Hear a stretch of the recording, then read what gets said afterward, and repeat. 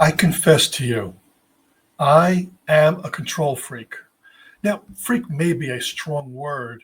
I really don't want to give the wrong impression straight off the bat, but I think that I probably am. Perhaps a closet one, perhaps not a closet one at all. I have a newsflash for you. I've realized, or maybe it's re realized, if that even is such a thing, that this control regularly has a root in something else. Let's call it what it is: fear, or call it anxiety if you like, or worry. In fact, I would go so far as to say it's not just regularly that they cuddle up. I would say they're pretty much cohabitating. You see, fear lives rent free in our heads, and it's not an especially good guest. It leaves trash that festers and smells long after it should have been placed in the bin of forgetting. There's a lot to worry about, a lot to think about, a lot that can cause us anxiety globally. But moving away from the global issues, there's the day to day stuff. Work worries. Will I get the job I yearn to get? What if I get it and I'm pretty crappy at it? What if everyone finds out I don't really know what I'm doing? What if I make a huge mistake? What if people don't like me? What if I accidentally forget to get dressed and go to work naked? All right, maybe that's just me. Adding to those are, what if I'm not even invited to interview after sending in dozens of resumes? What if I'm actually just bad at interviewing and I don't even know it yet? Is my resume even good enough to warrant or generate interviews? What if I can't earn what I'm currently earning? What if I get fired? Or rather, what if I get hired and then fired due to staffing cuts? Maybe the business goes bankrupt, or the next hire in takes my job. And finally, and by no means the least, there's the final ingredient of the existential anxieties. What am I even here for? Is what I'm doing even worth it? Now, I know if you're not already anxious, you probably are ratcheting up the anxiety scale now as I speak, and for that, I'm very sorry. But hopefully, you can see that there's a whole load out there to fill our brains with worries and woes, and I'm pretty sure you have a boatload of anxious thoughts that I haven't even come close to mentioning. Please don't tell me I have enough of my own. But what happens when we focus on these anxieties is that it leads us to a place and overwhelm right then and there. Sitting next to panic is the age old answer to our problems. Our old friend and comforter goes by the name control. We look to control and give it free rein to remedy the situation. How control responds can look very different from person to person, but I challenge you to look for it because it lurks there for so many of us.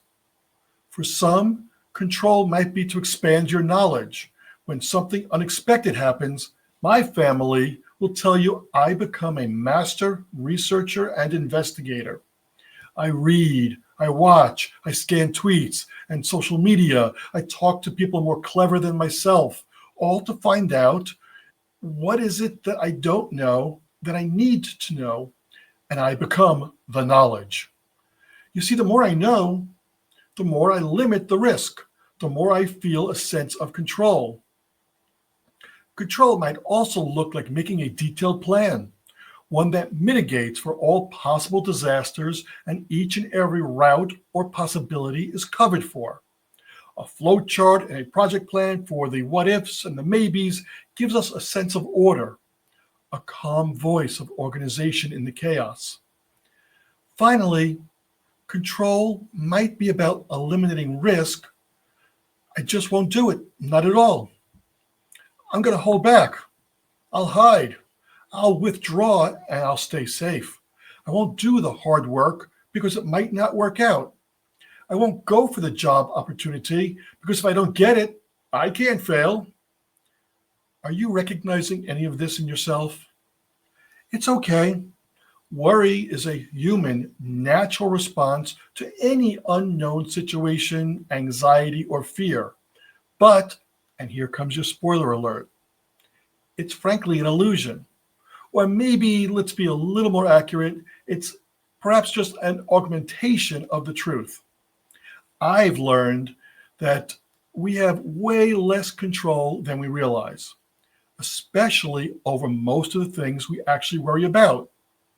Can I eternally eliminate the unpleasant outcomes and hard situations from my life that I'm worrying about, including the ones that haven't actually even happened yet? Would I even add a day to my life by worrying? No, not really. And neither can you. Yes, we can make good choices. Yes, we can plan. Yes, we can learn more so we aren't naive. Yes, we can stay away from the very risky situations. Those are all good, and they're the right things to do.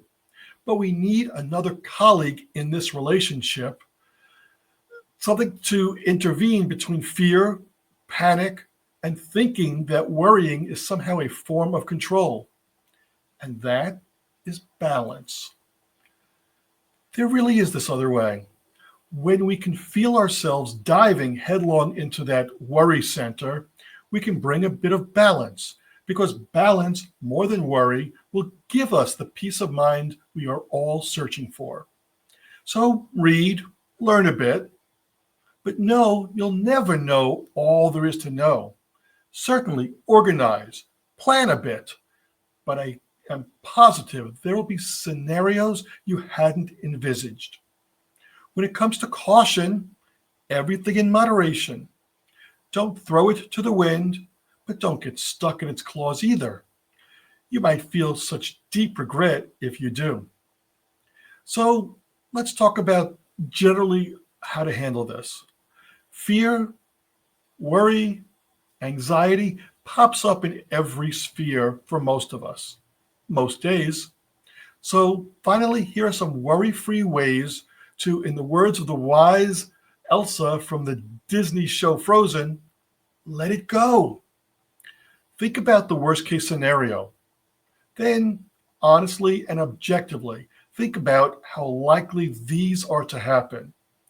And if you need to seek the help of others, do so to get a more objective view on the likelihood of any of those worst case scenarios. And then, once you've done an honest assessment, plan accordingly.